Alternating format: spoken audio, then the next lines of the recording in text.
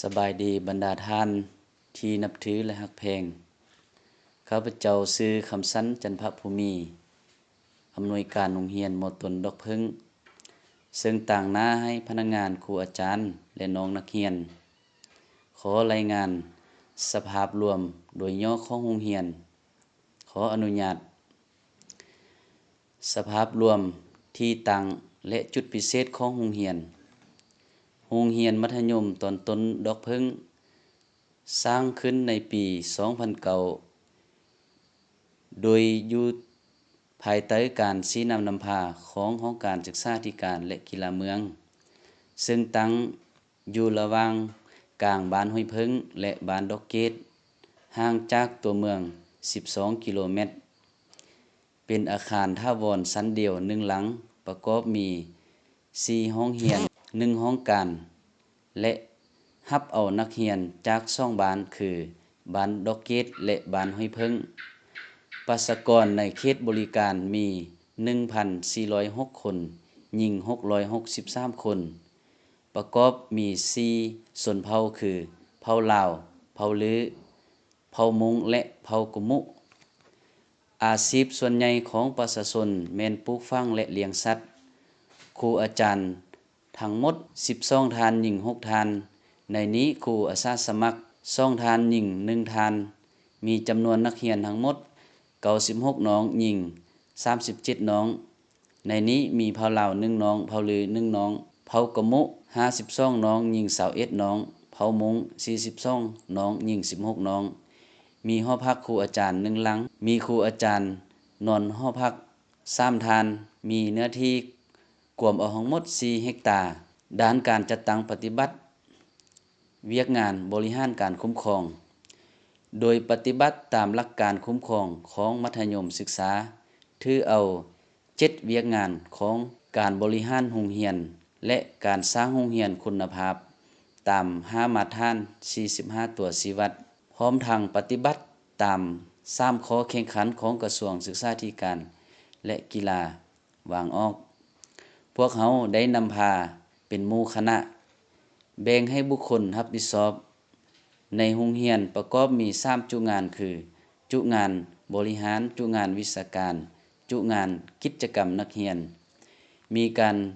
กวดกาสุกยูติดตามประเมินผลทอดถอนบทเรียนเพื่อสอกหาวิธีแก้ไขแต่ละหน้าเวียกพร้อมกันนั้นข้อคิดชี้นำและรายงานคันถึงเป็นปกติด้านนโยบายทางโรงเรียนของพวกเรามีนโยบายต่อครูอาจารย์และน้องนักเรียนคือต่อกับครูสำหรับครูผู้ที่มีผลงานดีเด่นมีความเห้าหันคณะอำนวยการโรงเรียน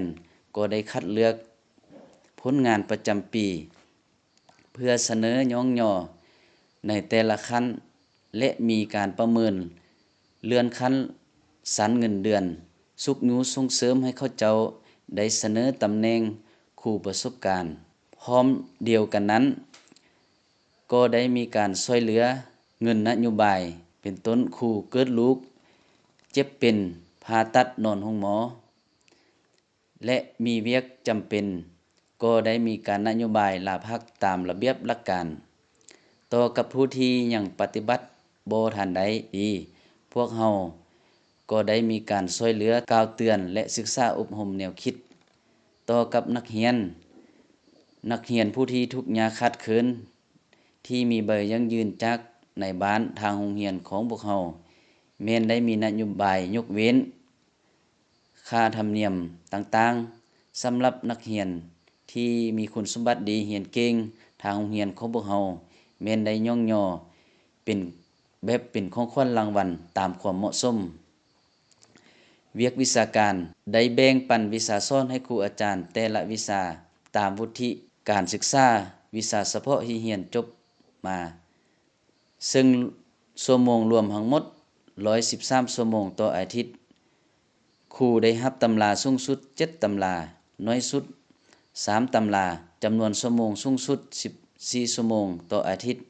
น้อยสุด5ชั่วโมงต่ออาทิตย์ครูอาจารย์ได้สร้างแผนการสอนแต่งบทสอนแบบ7ห้องตามหลักสูตรที่ทางกระทรวงศึกษาวางออกหลัก การสิสอนแม่นรูปแบบเอานักเรียนเป็นใจกลาง ทุกครั้งก่อนขึ้นห้องครูต้องได้แต่งบทสอนก่อนขึ้นห้อง จัดตั้งการบำรุงนักเรียนเก่งและนักเรียนอ่อน มีการนิเทศภายในและภายนอกโรงเรียน มีการกวดกาและวิเคราะห์สรุปผลกวดกาประจำเดือน และสอบเซ็งประจำภาคและหมดปี รายงานให้ห้องการศึกษาธิการ และกีฬาเมืองรับทราบทุกครั้ง ส่วนน้องนักเรียนนอกจากที่เรียนอยู่ในโรงเรียนแล้ว ก็ได้มีการสุกยูและส่งเสริมให้เขาเจ้าสอกหาแสวงความรู้จากภายนอกและค้นคว้าหาความรู้ด้วยตนเอง เวียกงานการเงิน ในสุกเรียนนี้โรงเรียนของพวกเราได้รับเงินบริหารโรงเรียนจาก2ภาคส่วนคือภาครัฐและชุมชน ซึ่งภาครัฐแม่นได้รับ7,910,000 กีบ สำหรับการใช้จ่ายแม่นได้แบ่งตามหน้าเวียกตัวจริง ที่ให้ถึกกับระเบียบของกระทรวงการเงินวางออก เพื่อนำใช้ให้ถึกเป้าหมาย ซึ่งได้สร้างบัญชีรายรับรายจ่ายเปิดเผยและแจ้งให้ครูอาจารย์รับทราบเป็นรายอาทิตย์ เดือน ภาค และศุกร์เรียน นอกจากนี้ยังได้รับทุนจากชุมชนนักธุรกิจพ่อค้าสาวขายเป็นวัตถุอุปกรณ์การเรียนการสอน เครื่องก่อสร้าง และเครื่องรับใช้ต่างๆ คิดไล่เป็นมูลค่า 14,550,000 กีบ การใช้จ่ายเข้าแต่ละหน้าเวียกแม่นได้มีการสรุปรายงานให้สมาคมพ่อแม่นักเรียนและครูอาจารย์รับทราบทุกครั้ง เวียกงานอาคารสถานที่ได้ปกปักรักษาคุ้มครองอาคารสถานที่ให้สามารถรับรองต่อกับการจัดตั้งการเรียนการสอนเป็นปกติ และได้นำพาครูอาจารย์นักเรียนปฏิบัติแต่ละกิจกรรม ปรับปรุงซ่อมแปลงอาคารห้องเรียนหอพักโต๊ะตั้งและสภาพแวดล้อมก่อสร้างหัวถาวรและห้องน้ำปรับปรุงสวนดอกไม้บอนทิมขี้เหยื่อและขอบเขตความรับผิดชอบ ในนี้โรงเรียนของพวกเราก็เป็นโรงเรียนหนึ่งที่ได้รับทุนการช่วยเหลือจากโครงการมูลนิธิเครือฟันเด็กเช่นอ่างเก็บน้ำเครื่องกันตองน้ำสะอาดหาเครื่องอุปกรณ์ส่วนครัวจำนวนหนึ่ง ซึ่งในการคุ้มครองปกปักรักษาการนำใช้แม่นได้แบ่งความรับผิดชอบให้ครูอาจารย์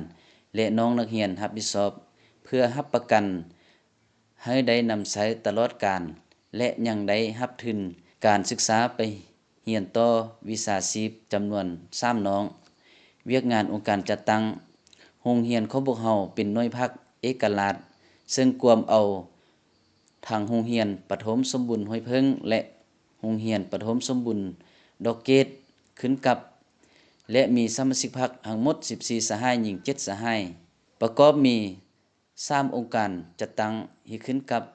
สาวนุ่มมี21สหายหญิง15สหายกรรมบาลมี29สหายหญิง18สหายแม่หญิงมี16สหายแต่ละองค์การจัดตั้งแม่นได้ปฏิบัติเคลื่อนไหวตามภาระบทบาทหน้าที่ของตน เวียกงานพัวพันชุมชนทางโรงเรียนได้ถือเอาเป็นเวียกงานหนึ่งที่เป็นท่าแห่งในการพัฒนาโรงเรียนซึ่งมีสมาคมที่เป็นตัวแทนของพ่อแม่นักเรียนอยู่แต่ละบ้านละ3ทานรวม6ทานที่เขตบริการของโรงเรียนซึ่งโรงเรียนของพวกเราก่อนจะเปิดโรงเรียนได้จัดกองประชุมร่วมกับคณะพัฒนาศึกษาขั้นบานเพื่อเผยแพร่สิทธิและหน้าที่ของสมาคมพ่อแม่นักเรียนขึ้นแผนพัฒนาโรงเรียนค้นคว้าแก้ไขปัญหาตามปรากฏการณ์ย่อทอต่างๆสุกยูและปรับปรุงให้สมาคมพ่อแม่นักเรียนให้มีการเคลื่อนไหวตามภาระบทบาทอย่างปกติเช่นลงเผยแพร่เวียกงานศึกษาร่วมกับครูอาจารย์ในเขตบริการพร้อมทางปลุกระดมทุนจากพ่อแม่นักเรียนนักธุรกิจพ่อค้าสาวขายอายเอ่ยน้องและหมู่เพื่อนด้วยกันเพื่อพัฒนาพื้นฐานโครงล่างเส้นหัวท่าวรห้องน้ำทาสีห้องเรียนซ่อมแปลงโต๊ะตั้งตลอดฮอดอุปกรณ์การเรียนการสอนเครื่องรับใช้ต่าง ประสานสมทบกับอำนาจการปกครองบ้านเบิ่งแยงชีวิตการเป็นอยู่ของน้องนักเรียนศึกษาอบรมแนวคิดแก้ไขปัญหาของน้องนักเรียนสร้างเงื่อนไขสะดวกให้น้องนักเรียนมาเรียนต่อกับชุมชนทางโรงเรียนก็ได้เอาใจใส่สุขยุช่วยเหลือชีวิตการเป็นอยู่ของพ่อแม่ประชาชนเป็นต้นลงโฆษณาเวียกสุขอนามัยประกอบส่วนเหือแหงเข้าในเวียกงานต่างๆของบ้านจัดขึ้นเช่นได้ลงช่วยสร้างตลาดอนามัยเขตรับผิดชอบของบ้านบุญประเพณีต่างๆเวลาบ้านมีเวียกจำเป็นที่ต้องการความช่วยเหลือทางโรงเรียนก็ได้แบ่งครูอาจารย์และน้องนักเรียนลงสุขยุเวียกงานคุ้มครองบุคลากรได้ซับซ้อนครูอาจารย์เข้าในเวียกงานตามความรู้ความสามารถอยู่ในแต่ละอาทิตย์ก็ได้มีการสรุปติดตามกวดการะบบการนิ่งติงของน้องนักเรียนการมาประจำการขึ้นห้องลงห้องของครูอาจารย์อย่างปกติต่อเนื่องโดยมอบให้จุงานวิชาการเป็นผู้ติดตามกวดกาแต่งตั้งสมาชิกพรรคลงสุขยุช่วยเหลือครูประจำห้องเพื่อติดตามการเคลื่อนไหวของน้องนักเรียนด้านอ่อนและข้อคงค้างพ่อแม่ผู้ปกครองน้องนักเรียนบางจำนวนยังบ่ทันเห็นถึงความสำคัญต่อกับเวียกงานการศึกษาเท่าที่ควรซึ่งมันได้แสดงออกบ่อยากส่งเสริมให้ลูกหลานของตนเองเขาเรียนจ้องดึงไปเฮ็ดเวียกครอบครัวเป็นส่วนใหญ่ซื่อการเรียนการสอนบางวิชาบ่เพียงพอเช่นเครื่องทดลองทางวิทยาศาสตร์ชีวภาพอาคารของโรงเรียนมีความยุ่งยากเช่นหลังคาทรุดโทรมห้องเรียนห้องการของครูอาจารย์คับแคบบ่เพียงพอกับการจัดสรรโต๊ะตั้งและอุปกรณ์การเรียนการสอนการปฏิบัติกิจกรรมการนำใช้พื้นที่ว่างให้เกิดผลโดยเฉพาะแม่นการปลูกผักต้นไม้กินมากดอกไม้ประดับของน้องนักเรียนพบความยุ่งยากเช่นน้ำใช้บ่เพียงพออุปกรณ์การรับใช้ส่วนครัวยังบ่ทันเพียงพอกับความต้องการตัวจริงบทเรียนที่ทอดท่านใดคณะพัฒนาศึกษาขั้นบานคณะอำนวยการโรงเรียนและครูอาจารย์ต้องได้เพิ่มพวีในการปลุกระดมโฆษณาให้พ่อแม่ผู้ปกครองและน้องนักเรียนให้เห็นถึงความสำคัญของเวียกงานการศึกษาและพร้อมกันปลุกระดมค้นคว้ยถึนหอนวัตถุปัจจัยจากชุมชนเพื่อมาพัฒนาโรงเรียนให้มีท่ากาวเทียบเท่ากับโรงเรียนแห่งอื่นๆบ้านและโรงเรียนต้องซอกวิธีแก้ไขบริหารจัดการระบบน้ำให้มีน้ำใสเพียงพอกับความต้องการสันมาฮอดนี้การรายงานสภาพรวมโดยย่อของโรงเรียนหมอต้นดอกเพิ่งของพวกข้าพเจ้าก็ได้สิ้นสุดลงขอขอบใจ